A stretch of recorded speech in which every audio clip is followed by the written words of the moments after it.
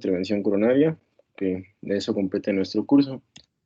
Bueno, vamos a empezar la revisión con una pequeña y breve repaso de lo que es la coagulación, que antes pues se entendía que era como una cascada, ¿no? Inicialmente se describió así, la cascada de la coagulación, pero finalmente es un proceso que no necesariamente involucra que sea pues de arriba para abajo y un factor tras otro como una cascadita.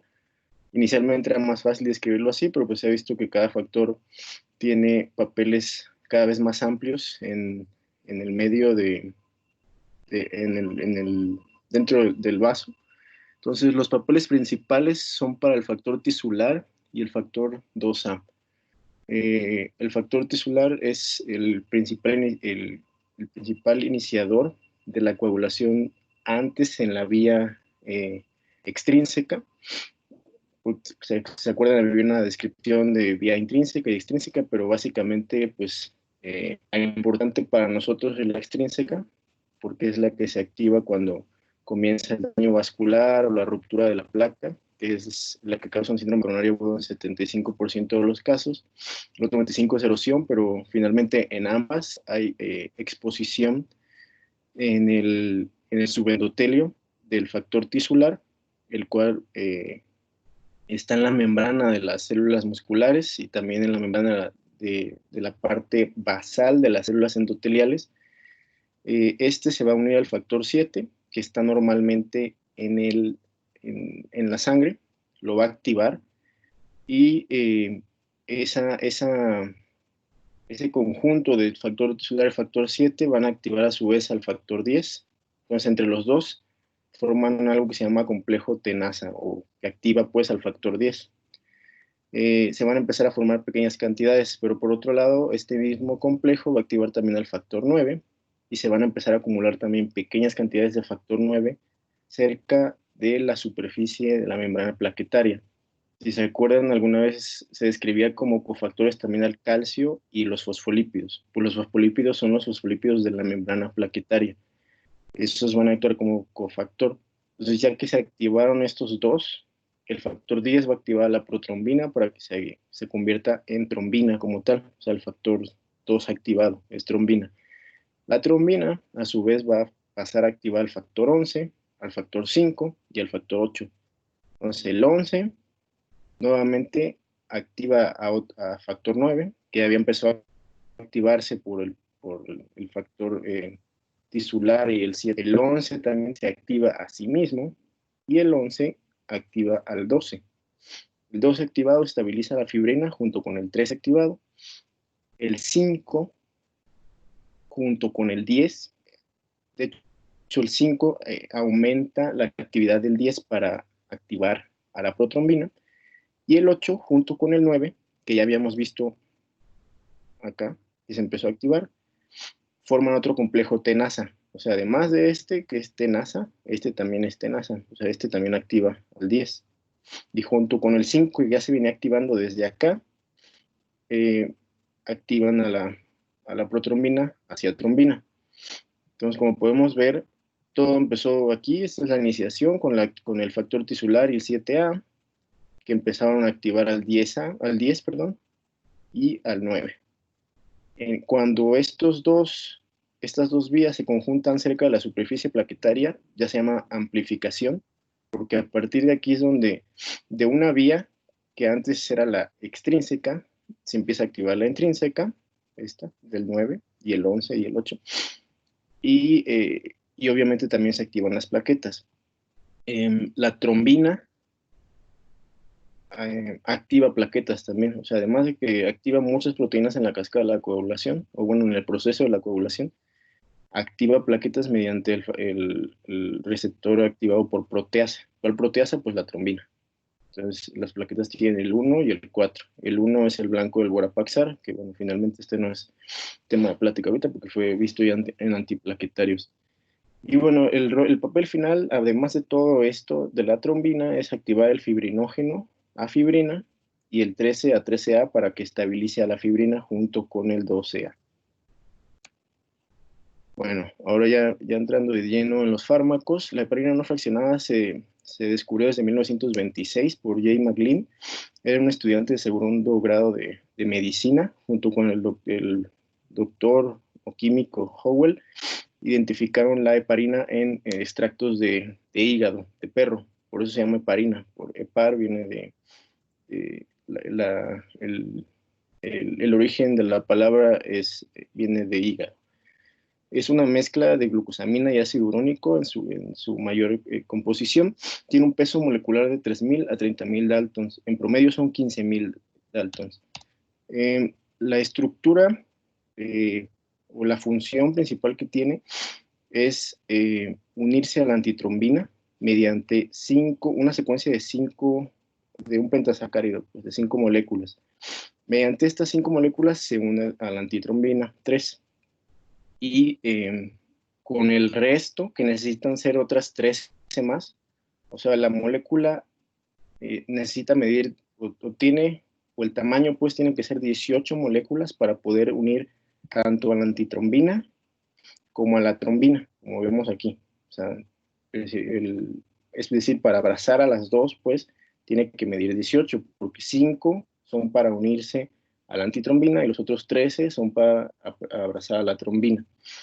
Entonces, el hecho de que se una la heparina a la antitrombina aumenta su actividad para inhibir a la trombina 1000 veces más lo que normalmente es. El otro factor al que inhibe es el factor 10 activado. Para ello no necesita más que los 5, el pentasacárido, pues, unirse, o sea, el hecho de que se une el pentasacárido a la antitrombina hace que sea más específica del factor 10. Y ya como veremos más adelante en las heparinas de bajo peso molecular, pues, y el fondaparinox, básicamente es el pentasacárido el que inhibe al factor 10A. Su administración es únicamente de manera IV o subcutánea. Desde que se empezaron a hacer los primeros estudios, se vio que la administración intramuscular pues, genera mucho hematoma, entonces no se recomienda para nada administrarlo intramuscular. El radio de inhibición de factor 10A y 2A es 1:1, por lo mismo que ya vimos que casi todos el tamaño de sus moléculas son de 18. Bueno, más bien que este es el que abunda, pues no es que casi todos sean, más bien un tercio de todas las moléculas son en una solución de heparina tienen 18, pero bueno, el radio pues de inhibición es igual para ambos. La vida media depende de la dosis, porque al ingresar la heparina al torrente sanguíneo, tiene un metabolismo de primer paso por el hígado, en el endotelio de los vasos del hígado, se une pues al endotelio, se unen los macrófagos, y estos empiezan a descomponerla. Entonces, gran parte del efecto se pierde ahí. Entonces, mientras más dosis le ponga uno al paciente, pues el efecto va a durar más, porque obviamente la que se perdió, pues de cierta manera se equilibra con el resto de dosis que uno le pasó. Entonces, para una dosis habitual de 100 unidades por kilo, dura 60 minutos. El metabolismo pues, es principalmente hepático, aunque la eliminación es renal. Como veremos, también para el resto de las heparinas es lo mismo, el metabolismo es hepático con eliminación renal. El inicio de acción, si se administra IV, es inmediato. Sin embargo, si se administra subcutáneo, puede tardar hasta 2 horas. Por eso siempre se recomienda, si se va a administrar subcutáneo, pues hay que aplicar un bolo IV también, para que empiece a actuar en lo que se absorbe la que se administró subcutánea. Tiene el riesgo de producir trombocitopenia inducida por heparina, dado que se une ese es el problema de la heparina, pues no fraccionada, que se une a muchas cosas, como ya les dije, al endotelio, a los macrófagos, pero también en las plaquetas se une el factor plaquetario 4, y esto va a hacer que el factor plaquetario, que normalmente no tiene inmunogenicidad, le cambie la estructura y entonces se vuelve antigénico. Y esto va a producir anticuerpos que van a activar a la plaqueta al unirse a este factor plaquetario que ya está alterado. Entonces el hecho de que las active provoca la trombocitopenia y además provoca trombosis, que es el principal riesgo. O sea, estos pacientes no es que sangren, sino que se trombosan. Hasta 5% de riesgo. El antídoto de la heparina pues, es la protamina, 100 miligramos, 1 miligramo perdón, por cada 100 unidades que se hayan aplicado. Y la forma de monitorizarlo es con el TTP activado o el TCA. en intervención. Como podemos ver en este artículo, pues el uso de la heparina para procedimientos de intervención se conoce pues desde los 30, se empezó a utilizar.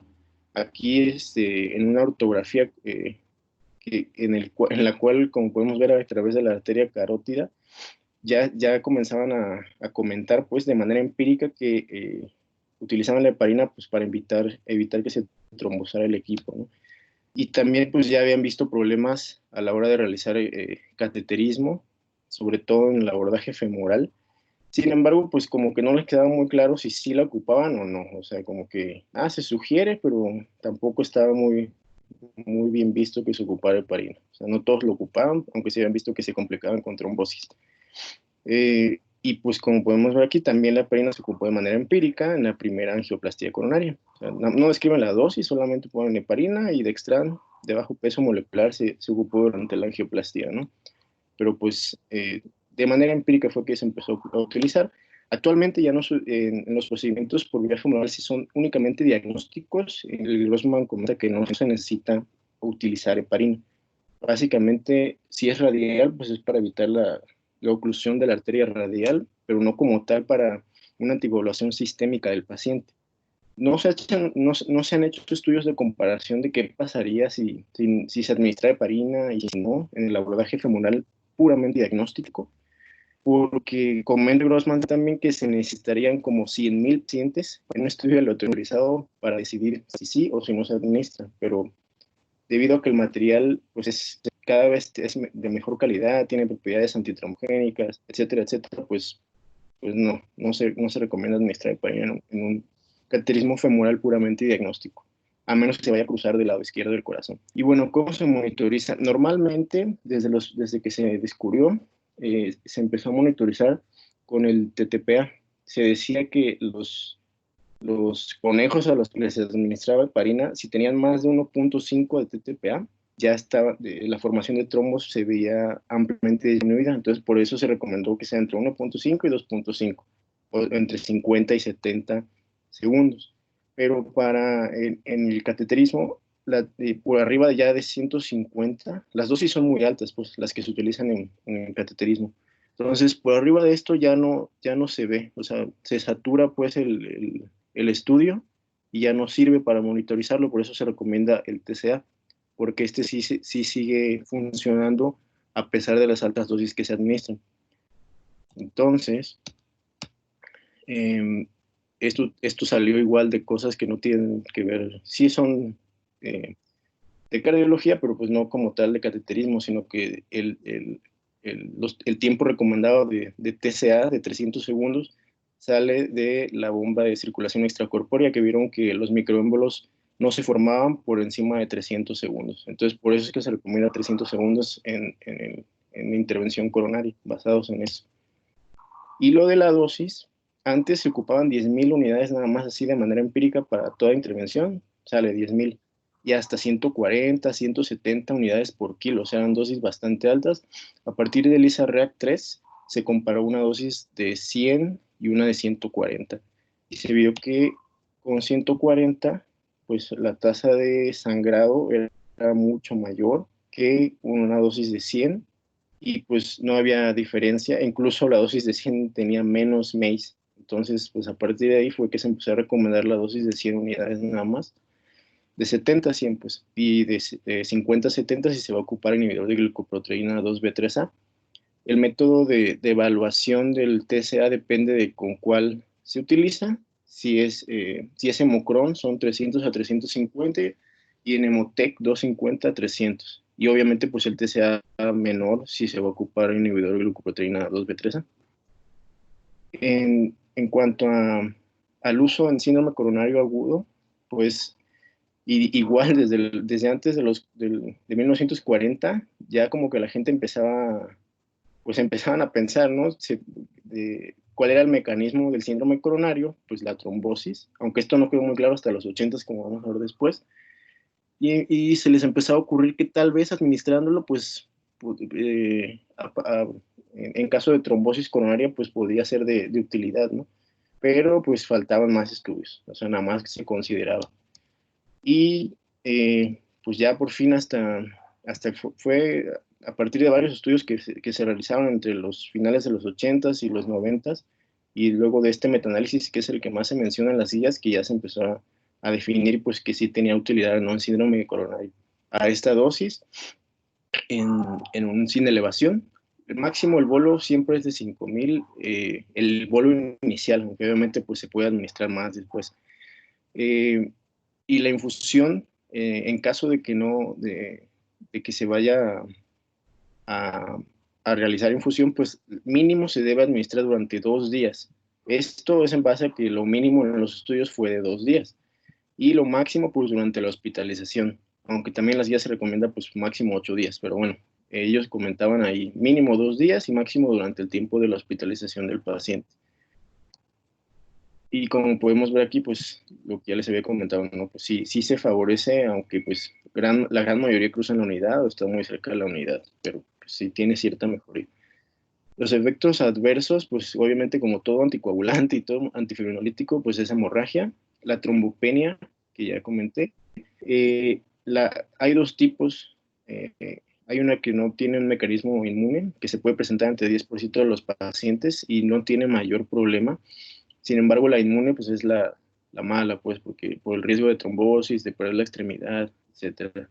Pues la fisiopatología igual ya se comentó, se cambia la estructura del factor plaquetario 4 y esto condiciona activación plaquetaria y trombosis. Y bueno, después, igual en búsqueda de una mejor forma de anticoagular a los pacientes, dado que la viabilidad es baja de la heparina, a ese metabolismo de primer paso que le baja un buen la potencia a las dosis que se administren y que necesita que se administren en dosis cada vez más altas, y que también la heparina interacciona o interactúa con muchas más proteínas y moléculas, e incluso produce aumento de la permeabilidad vascular, activa plaquetas. Entonces, a mediados de los 70 se empezó a experimentar con heparinas de distintos pesos, y se vio que entre más bajo era el peso molecular, más afinidad tenía por el factor 10 y menos por la trombina o la antitrombina. Y pues se llegó a la purificación de la heparina de bajo peso molecular. Existen muchas, pero la que más se ha probado en los estudios, e incluso la única que supera a la heparina en estudios contra heparina, es la enoxaparina. La primera que se utilizó en un estudio aleatorizado, que fue el FRISC, fue la de alteparina. Sin embargo, este estudio era contra placebo, o sea, no tiene el menor caso, pues obviamente, sea lo que administres, mientras tenga un efecto, pues va a ser mejor que placebo, ¿no? Entonces, sí, fue mejor que placebo, pero pues eso no es el caso. El caso es demostrar que fuese mejor que heparina, ¿no? Entonces, la única que demostró ser mejor que heparina fue la enoxaparina, que tiene un rango de 2,000 a 10,000 Daltons. El peso molecular promedio es de 4,200. Su vida media es de 4 a 7 horas y es la que más tiene este radio de factor 10 a 2A, o sea, inhibe 4 veces más al 10 que a la trombina. Su inicio de acción administrado por IV es inmediato y de manera subcutánea hasta 3 horas después. Por eso es que también en algunos casos se recomienda administrar un bolo de 30 miligramos IV y luego puedes ponerle su dosis subcutánea. El riesgo de HIT es menos del 1%, dado que para que haya HIT o para que se cambie esa estructura del factor plaquetario 4 necesita medir la molécula más de 4,000 Daltons. Entonces, como vimos, esta mide 4,200 en promedio, pero pues es el promedio, pues hay también moléculas que miden menos de eso. Esto le confiere que produzca menos de 1% de HIT. Y como vemos aquí, pues, de acuerdo a lo ya comentado, esta es su estructura, el pentasacárido nuevamente, que es el que se une a la antitrombina, y el resto de la molécula, que si bien no alcanzaría pues a abrazar completamente a una antitrombina 3, sí puede inhibir al factor 10A. Entonces, como vemos aquí, comparada con las demás heparinas, la enoxaparina es la que tiene este radio de anti-10A 2A más alto que todas las demás. ¿Y cómo se monitoriza? Pues esta, al actuar más sobre el factor 10A y menos sobre la trombina, pues casi no tiene interacción con el TTPA. Entonces lo que hay que medir aquí son los niveles de anti-10A. De acuerdo a este estudio, se vio que los pacientes que tenían niveles por debajo de 0.5 tienen más MACE, por arriba de 0.5 y 1.2, entre 1.2 es donde hay menos MACE. Sin embargo, o sea, a pesar de que parece ser mejor 1.2 que este rango de acá, los pacientes por arriba de 1.2 tienen más sangrado. Entonces, este parece ser el rango con mayor beneficio terapéutico y de seguridad, entre 0.5 y 1.2. Entonces, esto es lo recomendado para pacientes con síndrome coronario agudo. Entonces, la dosis en pacientes con síndrome coronario agudo es de 1 miligramo por kilo. Este 1 miligramo por kilo sale de aquí, del TIMI 11B. No fue el primer estudio con el que se ocupó, obviamente, enoxaparina, pero fue de donde salió la dosis de 1 miligramo por kilo. 1 miligramo por kilo cada 12 horas sangran menos que 1.25 cada 12 horas y el MACE es igual. Entonces, de ahí sale esta dosis. Luego, en ICP para paciente estable, la recomendación sale del STEPL, en el cual evaluaron 2 dosis y la compararon contra heparina no fraccionada.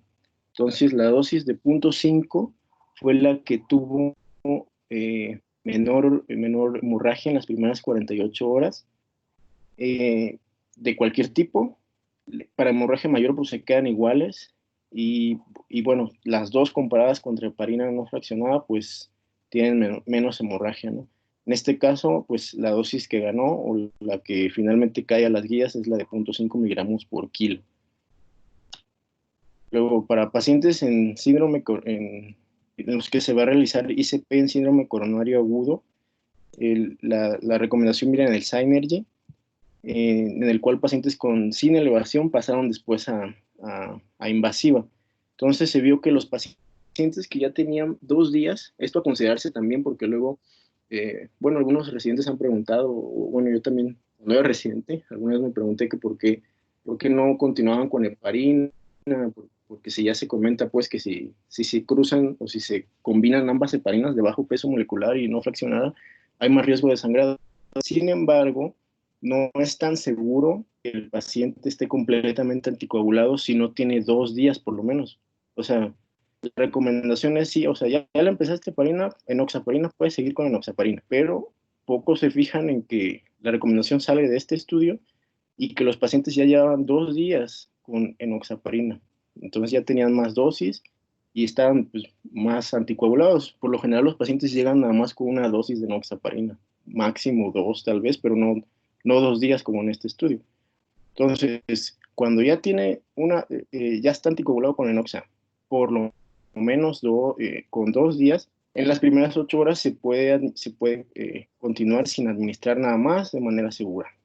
Y si tiene más de 8 horas, se recomienda administrar un bolito más de 0.3 miligramos por kilo, ¿no? Para pues, mantener todavía al paciente con cierto grado de anticoagulación. Si ya tiene 12 horas o más, pues ya hay que administrarle dosis completa de anticoagulación. Para pacientes que fueron sometidos a fibrinolisis, tanto el ASEN-3 como que ambos fueron con tenecteplase y enoxaparina, versus heparina no fraccionada, vieron que el paciente al que se le administra enoxaparina pues tiene menos hemorragia y les va mejor en cuanto a MACE. Y igual de este estudio sale la recomendación de disminuir la dosis en pacientes mayores de 75 años que no se administre el bolo de 30 miligramos IV. Recuerdan que les comenté que tarda pues hasta 3 horas en iniciar cuando se administra subcutáneo, entonces siempre que se va a trombolizar hay que administrar IV, heparina. Y en pacientes en enfermedad renal crónica, pues la dosis solo es una vez cada 24 horas. Esa recomendación de dosis sale igual de aquí, de este estudio del Extractime 25. La evidencia contra la heparina no fraccionada sale del TIMI 11B, que igual ya se había comentado antes, donde se evaluó lo de la dosis. Tiene pues menos MACE.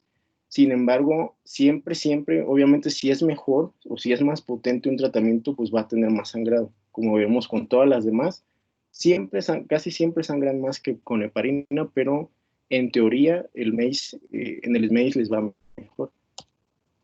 La evidencia para el síndrome coronario sin elevación, que va a pasar a invasiva, sale del Synergy. Igual se vio que tienen menos MACE, pero más sangrado. Como podemos ver aquí en el ASEN-3, que fue STEMI con fibrinólisis.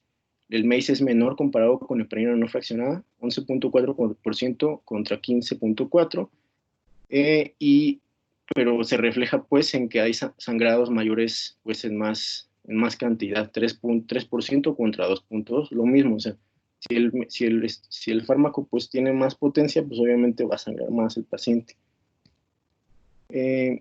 En cuanto a, este es el otro, el Extractimio 25, que ya comenté, donde salieron las dosis para viejitos y para nefrópatas, lo mismo, o sea, menos MACE, pero pues más sangrado. Para ICP en síndrome coronario con elevación, la recomendación sale del ATOL, en el cual se vio que igual el paciente tenía menos MACE, 7% en oxaparina contra 11% en heparina no fraccionada. Y bueno, finalmente, pues tiene efectos adversos también. La hemorragia ya comentaba para todo este tipo de agentes. El HIT, que es menos de 1%. Y algo que yo no, la verdad es que no había visto hasta este momento, la trombosis de los dispositivos. Aquí en esta foto pues podemos ver un balón de corte en el cual se formó trombo tanto en el balón como en la guía. Y la incidencia que se describe es de hasta 5%. Entonces, pues hay que tener cuidado porque a pesar de que el paciente tenía niveles terapéuticos de anti-10A o a pesar de que se ocupó doble integración plaquetaria, pues sí se puede lograr, sí se pueden formar trombos en los dispositivos cuando se ocupa esta heparina. Probablemente sea porque, al igual que como, a mí me parece, pues no es que así lo diga el estudio, pero yo creo que puede ser que su inhibición es como más sobre el anti-10A y menos sobre la trombina.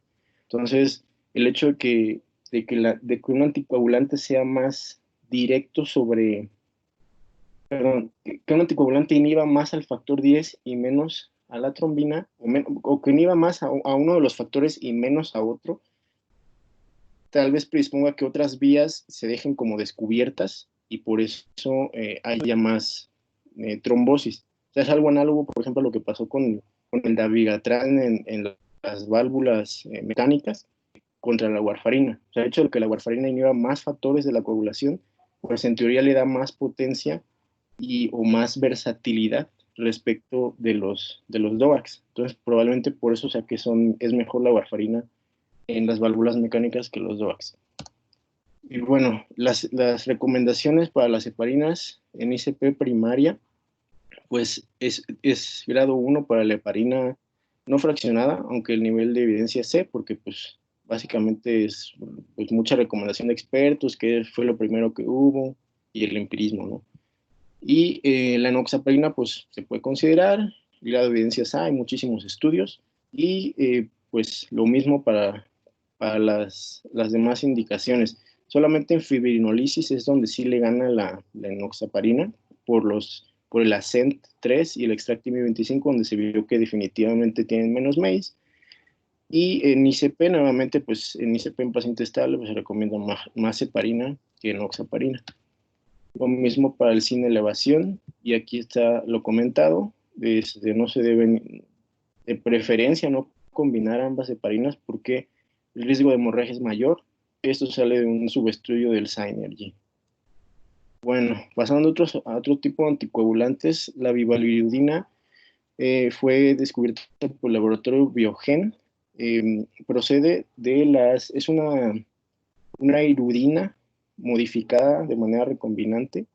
La iridina sale de la sanguijuela medicinal, que es la irido medicinalis. Entonces, es la forma en la cual los animales estos se pueden alimentar sin que se trombose, pues, de donde están chupando la sangre, ¿no?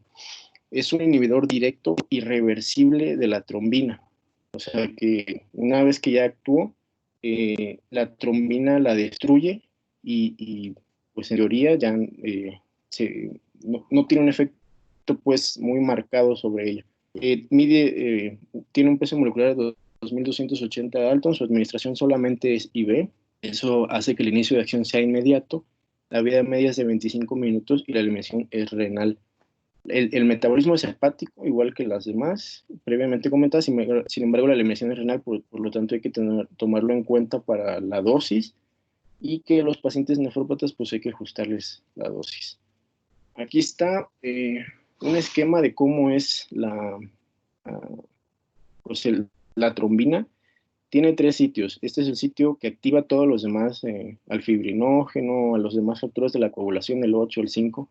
Este es el sitio a donde llega a unirse la heparina y este es el sitio que reconoce al fibrinógeno para después activarlo a fibrina. Entonces, como podemos ver acá, la heparina no fraccionada y la fraccionada con el pentasacárido se unen a antitrombina y bloquean este sitio catalítico. Y aparte, la no fraccionada la puede abrazar porque tiene estos, pues miden, tiene muchas moléculas que tienen 18, ¿no? Y esta no. El argatroban y el dabigatran son inhibidores directos de la trombina que van directos sobre su sitio activo. Y bueno, las iridinas, que son la bivaliridina y estas dos, dipiridina y disiridina, se unen tanto al sitio que reconoce al fibrinógeno como al sitio activo. Por eso es que estos pueden actuar sobre la trombina que está en el trombo como tal. O sea, estas solamente actúan sobre la que está soluble, pero las iridinas pueden actuar sobre la que ya está unida al trombo porque no necesitan abrazarla, sino que pueden unirse a ambos sitios al mismo tiempo. Estas no se ocupan en síndromes coronarios por lo general porque son muy potentes, entonces el riesgo de sangrado es muy alto, que como ya se vio en varios estudios, entonces la única que se recomienda es esta. Esta tiene una potencia 800 veces menor que la iridina. Entonces, como pueden imaginarse, la iridina es pues altamente pues predispone mucha hemorragia, ¿no? Y aquí, como podemos ver, bueno, ya se los mencioné, si la heparina se une a esta parte de la trombina, ya no puede abrazarla, entonces la trombina que está unida a fibrina no la puede inhibir, deja suelto el sitio activo. Por eso es que estas dos sí sirven en trombina unida a fibrina y la heparina no fraccionada no. O se une acá o se une acá. Y bueno, la evidencia para el uso sale principalmente de dos estudios, que fue la bivalirudina en angioplastía, el BAT, y el ACURY. Ambos fueron en síndromes coronarios agudos, sin embargo, este únicamente fue en pura angioplastía y este ya con ICP, o sea, con colocación de stent. En ambos estudios los desenlaces de MACE fueron, pues se quedaron ahí o menor o igual. Sin embargo, la hemorragia sí fue muchísimo menor. Esto quiere decir que la bivalirudina tiene como su mayor recomendación en los pacientes con alto riesgo de sangrado o si se van a ocupar inhibidores de 2B3A. Si no, pues no, como veremos, ya bajó incluso el nivel de indicación. Antes tenía un mayor nivel de indicación y ahorita en las nuevas guías, en las últimas, pues ya le bajó el nivel de indicación un metaanálisis, que es este. Eh, bueno, es un estudio que aparte trae un metaanálisis, en el cual, como podemos ver, el sangrado pues es mucho menor en bivalirudina, favorece mucho el ocuparla. Sin embargo, los MACE pues ahí incluso sale mejor a veces ocupar heparina, ¿no? Se queda a medias o mejor favorece la heparina y gran parte de los estudios pues cruza su resultado pues cruza la unidad, o sea, se queda así como que sí o sí no, pero bueno, finalmente sí hay menos sangrado, entonces si se va a ocupar 2B3A o el paciente así tiene pues muchísimo riesgo de sangrado y pues uno la tiene disponible, pues sí se recomienda usar el bulevidina. La dosis, 0.75 miligramos por kilo en bolo y después una infusión. Si ya tenía heparina no fraccionada, o sea, si el paciente, por ejemplo, era un infarto sin elevación y lo tenía anticoagulado con no fraccionada, este tiene que suspenderse media hora antes de iniciar la bivalirudina. Y también en ese mismo caso hay que añadirle otro bolo, perdón, hay que añadirle otro bolo al pasar la intervención de 0.5 miligramos por kilo. Y como podemos ver aquí, la bilirrubina para ICP sin elevación y en con elevación, pues de tener un nivel de evidencia 1 y 2A, pues pasó a 2B. Por lo mismo ya comentado de los metaanálisis donde se ve que, pues básicamente lo único donde tiene su cabida es en alto riesgo de hemorragia. Y en pacientes que van a ICP estable, la única indicación es que el paciente ya tenga antecedentes de trombocitopenia inducida por heparina, porque pues no interactúa absolutamente para nada con el factor plaquetario 4. Otro anticoagulante que tenemos disponible también es el fondaparinux. Este básicamente es el puro pentasacárido que ya les había comentado que se une a la antitrombina. Entonces aquí tenemos antitrombina, pentasacárido, se une, aumenta su afinidad por el 10A y después lo suelta. O sea que este queda libre para inhibir más moléculas de antitrombina. Bueno, para activar más moléculas de antitrombina. Es un inhibidor puro del 10A, tiene una vida media mucho más larga comparada con los demás anticoagulantes. Su inicio de acción es de 2 a 3 horas, este se administra de manera subcutánea, por eso es que tarda. Tiene un peso molecular de 1700 Dalton y pues a pesar de que solamente es el puro pentasacárido, sí puede producir HIT, sin embargo pues es rarísimo. La excreción es renal, nuevamente metabolismo hepático. Este pues se evaluó principalmente bueno, inicialmente en dos estudios, uno donde se ocupó trombolisis con estreptoquinasa y otro donde se evaluó finalmente la dosis. Ya se vio que en ambos tipos de pacientes, ya sea trombolizados o no trombolizados, el riesgo, la hemorragia se presenta en mayor caso y además también el riesgo de oclusión es mucho menor, o sea, después de la trombolisis. Y finalmente llegaron a la conclusión de que la dosis de 2.5 miligramos en este estudio, el Pentua, pues es la que mejor beneficio tiene en cuanto a MACE y hemorragia. Como podemos ver aquí ya después en el Oasis 5 y Oasis 6 se evaluó este fármaco, fondaparinux. El MACE es igual para fondaparinux y enoxaparina, sin embargo, pacientes en fondaparinux sangran menos. Lo malo es que predispone a trombosis del catéter guía en 0.9%. Entonces, esta trombosis puede producir también pues, embolismo coronario, complicaciones pues, a nivel del acceso vascular. Entonces, por eso mismo es que en ICP primaria no se considera, porque pues, pierde el beneficio que le confería el hecho de tener menos MACE. Este beneficio lo pierde al presentarse mayor trombosis del catéter guía. Por eso no se recomienda. Sin embargo, si el paciente está en un síndrome coronario sin elevación, donde pues, el paciente no vaya a pasar a intervención las primeras 24 horas, se vaya a notificar, sí tiene recomendación 1B, aplicar fondaparinux 2.5 miligramos subcutáneos una vez al día nada más, por la vida media que ya les comenté que es bastante larga. Y en caso de que vaya a pasar la intervención, pues aplicar un bolo pequeño, una dosis pues, relativamente pequeña pues, de heparina para prevenir la trombosis del catéter. Ya pasando a los fibrinolíticos, la streptokinasa se descubrió desde 1930 en cultivos de estreptococo beta hemolítico. Sin embargo, a pesar de esto, no se realizaron estudios a gran escala hasta los años 80. ¿Por qué?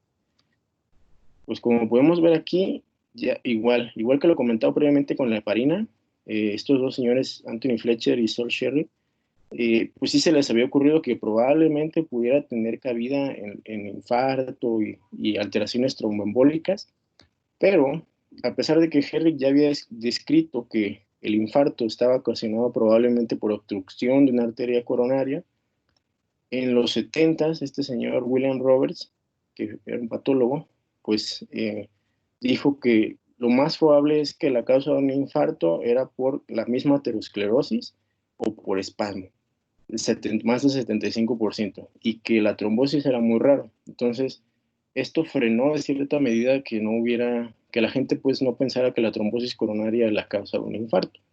Pero después, en 1980, Marcus de Wood fue el primero en hacer angiografía en pacientes con infarto. O sea, no fue el primero en hacer angioplastía, pero angiografía sí. Y él demostró que sí, o sea, la gran mayoría, como el 80% de los pacientes que metió a angiografía en las primeras horas tenían trombo. Entonces ya a partir de este estudio, ya esto cambió pues completamente la idea que se tenía de cuál era la causa de un infarto. Y entonces empezaron ya ahora sí los estudios con fibrinolíticos y anticoagulantes para tratar los síndromes coronarios. La streptokinasa es una glicoproteína no fibrinoespecífica con un peso de 47.000 Daltons. La vida media es de 23 minutos. Como podemos ver aquí, este es el fibrinógeno. O sea, es una molécula inactiva mientras está circulante. Tiene dos subunidades, que son, esta es una y esta es otra. Se unen y forman un dominio central, que es el dominio E, y le quedan dos dominios laterales. Tiene dos fibrinopéptidos, que son el A y el B. Tiene dos sitios, uno para el activador del plasminógeno y otro para el plasminógeno.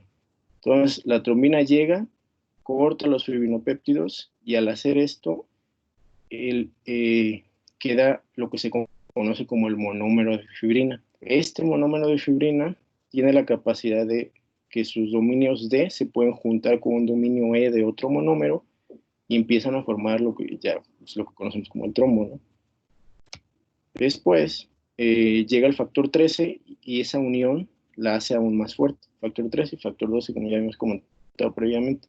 Entonces la plasmina, que puede andar circulante o puede andar aquí unida a la fibrina, al activarse corta el enlace lateral de los monómeros de fibrina. Y lo que se suelta, pues lo que conocemos como el dímero D. Eso es básicamente la fibrinólisis, ¿no? Entonces la streptokinasa lo que hace al entrar a la circulación, si no es inhibida por un anticuerpo, o sea, si el paciente no ha tenido antes infecciones por estreptococo beta hemolítico o no se le ha administrado antes streptokinasa, pues llega y se forma un complejo con el plasminógeno que le cambia la estructura. O sea, no es que lo active porque realmente no es una enzima, sino que le cambia la estructura y hace que funcione como un activador del plasminógeno y activa al plasminógeno y lo convierte en plasmina y pues ya va a tener su función sobre la fibrina, ¿no?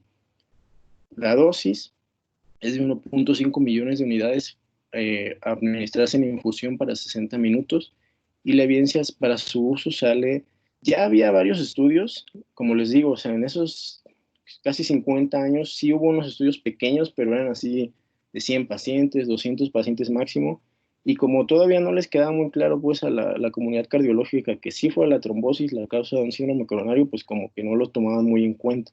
Pero bueno, ya a partir del estudio que les dije de los 80s de Wood, entonces ya, trombosis es igual a síndrome coronario, y se organizaron estos estudios, el GISI, donde se comparó la streptokinasa contra placebo, y como podemos ver aquí, donde mejor tiene su efecto es en los pacientes en las primeras 6 horas. O sea, en las primeras 6 horas, por cada 1000 pacientes que se traten con un trombolítico, se salvan 30 vidas. Ya después de las 6 horas, la verdad es que no es significativo. E incluso pues se ha visto, ¿no? Aquí es muy raro el paciente que trombolizaba después de 6 horas, pues sí.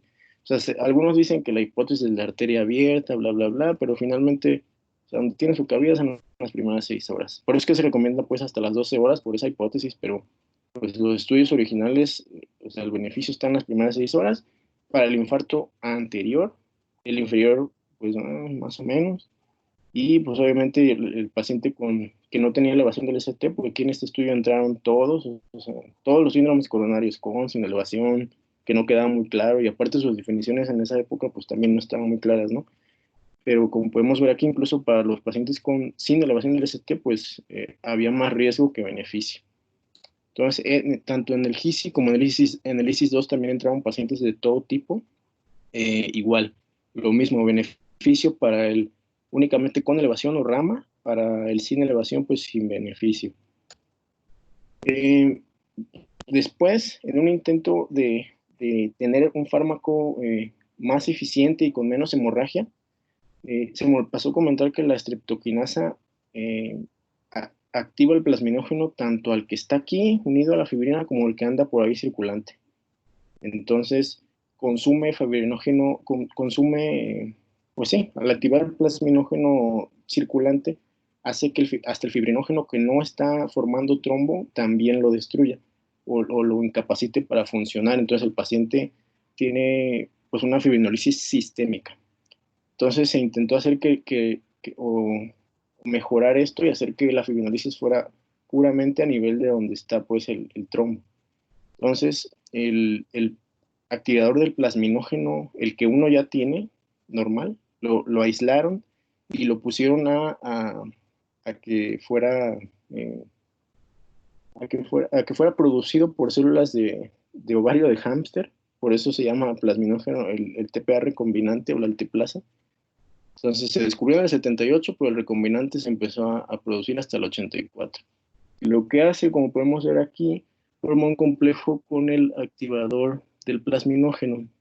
Al entrar a la circulación, puede ser inhibido por el inhibidor del plasminógeno, o puede llegar directamente a donde está la plasmina unida a la fibrina.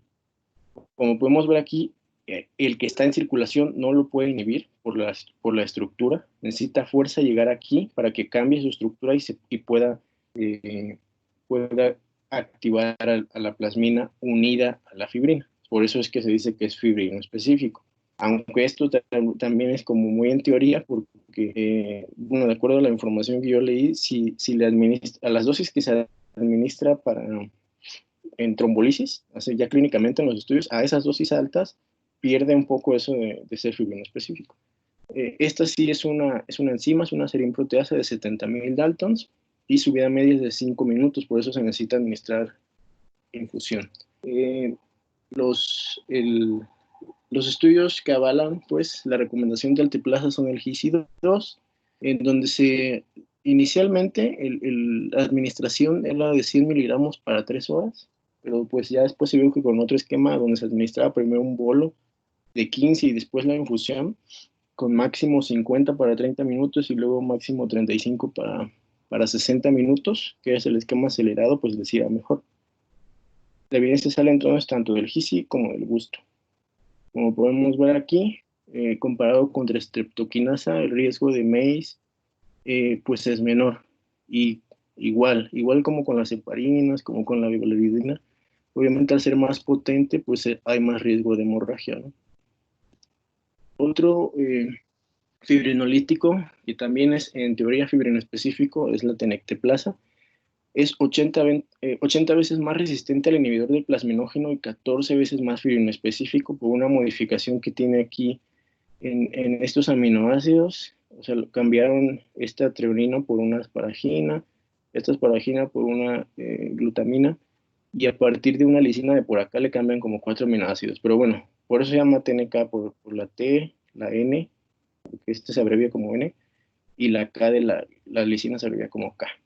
Y bueno, finalmente por esas modificaciones se llama TNK, y por esas modificaciones es que 80 veces más resistente al inhibidor de plasminógeno. La tenecteplasa se evaluó en varios estudios, sin embargo los que dan la evidencia para apoyar que se utilice son el ASCENT-2, en el cual, como podemos ver aquí, comparado con alteplase, pues se van casi igual. De hecho, o sea, no hay casi diferencia significativa en cuanto a la efectividad, pero para las complicaciones de hemorragia sí tiene un poquito menos, 26% contra 28%, y 4 en total, pues, y para la mayor 4 contra 5%, y pues menos tasas de transfusión, obviamente. Perdón, ¿eh?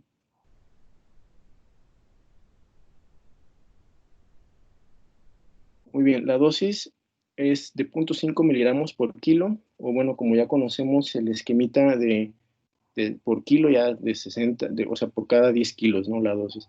Si el paciente tiene más de 75 años, de acuerdo a lo comentado en el extract, en el extract TIME 25 y también evaluado en el stream, la dosis debe ser media dosis nada más. Y bueno, aquí tenemos un esquema de la comparación de los fibrinolíticos que ya comenté.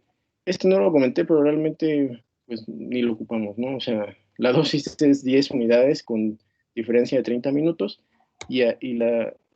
bueno, le quitaron toda esta porción de aquí. O sea, la reteplaza es básicamente el dominio Kringle 2 y la parte que tiene de actividades de serin-proteasa, sin esta parte de aquí.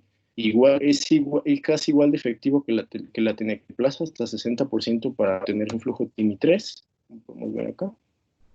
Y bueno, la comparación entre ambos o la efectividad, aquí está. Streptokinasa tiene un flujo TIMI3 a los 90 minutos de perdón, a los 90 minutos de 32%, la alteplasa 54%, y para estos dos anda más o menos en 60%. Mientras más fibrino específico sea un fármaco, tiene más tasa de reoclusión, o sea, que el vaso presente otra vez trombo a los 90 minutos. Esto más o menos se piensa que es porque la estreptokinasa, ¿se acuerdan que les comenté que inhibe, o bueno, tiene efecto sobre todo sobre todo el plasminógeno, hasta el que está circulante también lo activa. Entonces, el hecho de que en estos casi no se active ese plasminógeno circulante predispone a que ya predispone pues a que se recluya el vaso, y por eso es que se recomienda siempre administrar heparina, porque el hecho de fibrinolizar a un paciente lo pone en un modo en un medio, pues, o favorece pues la trombosis. O sea, es como paradójico, pero la plasmina activa también proteínas en el proceso de la coagulación, incluso activa la trombina. Por tal motivo, siempre que se tromboliza al paciente, pues hay que ponerle heparinas. Por eso siempre se recomienda pues la dosis de heparina, ¿no? Tal vez un poco menos con esto, incluso con el estreptokinasa en las guías sale que se puede administrar con fondaparinox, pero para esto siempre con heparina. Y aquí están las recomendaciones para fibrinolisis de las guías de práctica clínica. Tienen recomendaciones clase 1 y de preferencia que sea un agente fibrino específico. Lo de la media dosis para pacientes mayores de 75 años. Si el paciente está en choque cardiogénico, pues se puede utilizar, aunque básicamente es como medida así ya de salvamento, porque como se vio en los estudios iniciales, en el GIS y en el ISIS-2, los pacientes en choque cardiogénico, pues no les va tan bien. O sea, tiene que ser básicamente infarto anterior, que no esté tan inestable el paciente. Si está chocado, pues además de que la perfusión está alterada, pues es más difícil que haya beneficio.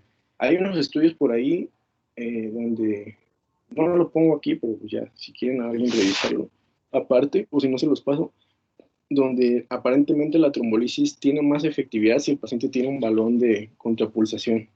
Pero bueno, eso ya es como mucho, ¿no? O sea, trombolizarlo y poner el balón. Y bueno, las contraindicaciones, básicamente las absolutas, son que el paciente tenga cualquier, bueno, no cualquiera, ¿no? Pero cosas graves a nivel del sistema nervioso central, sea una neoplasia, una malformación arteriovenosa, que haya tenido un EBC isquémico en los 6 meses previos, que haya tenido una hemorragia del sistema nervioso central del cual su origen no se aclaró, que en el último mes haya tenido un traumatismo, una hemorragia de tubo digestivo, que tenga una diátesis hemorrágica, que tenga disección aórtica, que se hayan funcionado sitios no compresibles en las últimas 24 horas. Y bueno, esto también me pareció interesante añadirlo. El 20 a 30% de los pacientes que están anticoagulados, ya sea por válvula o por FA, requieren pasar angiografía coronaria o incluso realización de una intervención coronaria. Entonces, ¿cuáles son las recomendaciones para este tipo de pacientes? Yo creo que esto nos sirve tanto para los pacientes que vayamos a ver aquí, como después ya cada quien en el medio privado, si va a hacer algún cateterismo, algún paciente anticoagulado. En cuanto a anticoagulación oral con warfarina, se ha visto e incluso se recomienda que no se suspenda la warfarina. ¿Por qué? Porque el hecho de que uno suspenda la warfarina y para puentearlo, o sea, con heparina de bajo peso molecular o no fraccionada, hace que, para empezar, le quita uno la anticoagulación terapéutica. Después hay que reiniciarla. Y acuérdense que al iniciar inhibidores de la vitamina K, pues inicialmente hay un estado protrombótico porque se antagonizan las proteínas C y S, ¿no? Entonces, esa es una. O sea, luego la otra, el estado protrombótico. Luego que no se sabe si el paciente eh, ya tiene cargas, tiene heparina, tiene todavía tal vez efecto de la warfarina, entonces ya tiene 3 fármacos encima y puede sangrar. Entonces, pues no es como lo mejor, ¿no?